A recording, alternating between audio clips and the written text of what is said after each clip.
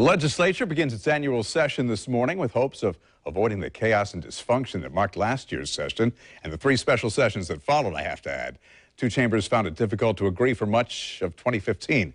Given what happened last year, what's on the horizon? Joining us now to talk about it is Rick Mullaney, head of the Public Policy Institute at Jacksonville University. Hey, good morning. Great to be with you. So Governor Rick Scott and the Senate were not exactly in step last year. Both the House and Senate leaders have said, all right, the past is the past. Is it really? Is that political rhetoric? Can they get along? You can expect that there will be some carryover from last year, which was very, very contentious. But remember, this is an election year. 120 members in the House of Representatives, 40 in the Senate, so it is an election year. Usually an election year, they like it to be less controversial. But you have to look back to 2015. 3 special sessions and contentious issues. Big battles over Medicaid expansion, big battles over money for economic development. And because of that frustration, when the budget was passed, a bunch of vetoes that surprised a lot of people. Those vetoes caused a lot of strain in a lot of the districts. So at the end of the last session, there was a great deal of strain. Sort of that three-legged stool. The governor, the House, and the Senate. The House and the governor aligned, the Senate pausing more. Everybody is pledging to put it behind them, and hopefully today we'll get started off to a fresh start.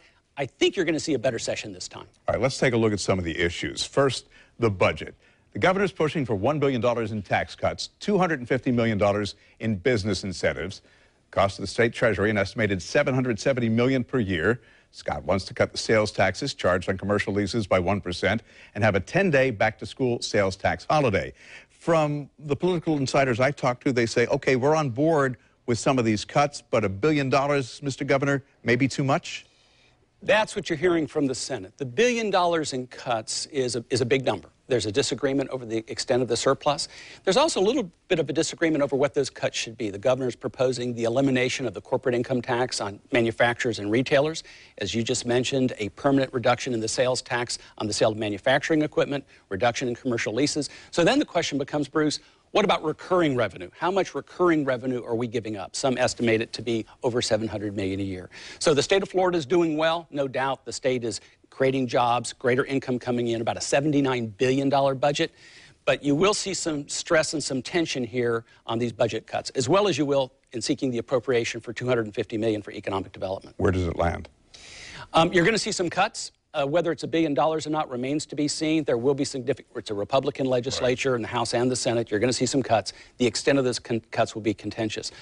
The governor's request of $250 million for Enterprise Florida will also be something that is discussed and could get a little bit contentious. The Senate wants to make sure there's great accountability in making sure that the jobs are created that are promised. The governor, his #1 priority is job creation. This is an important priority for the governor. He wants $250 million for Enterprise Florida. Also not lost on me is the fact that this session ends the night before the Florida presidential primary. March 14th. Do those politics weigh at all on what happens in Tallahassee? Everything weighs on everything in Tallahassee, including presidential politics. You're going to have a bigger turnout because of the presidential race. In the legislature, of course, there's the camps with Marco Rubio and the camps with Jeb Bush. March 15th is the Florida primary, which is winner take all. This session ends March 14th. They move this session up. Under the Florida Constitution, in odd years, you must start in March. Right. But in even years, you can start earlier, and they are starting earlier this year. So keep all those dynamics. The election is the overhang, will affect the session. I expect it to be less controversial because of that. But nonetheless interesting. Very interesting. Rick Mullaney, thank you very much. Appreciate you.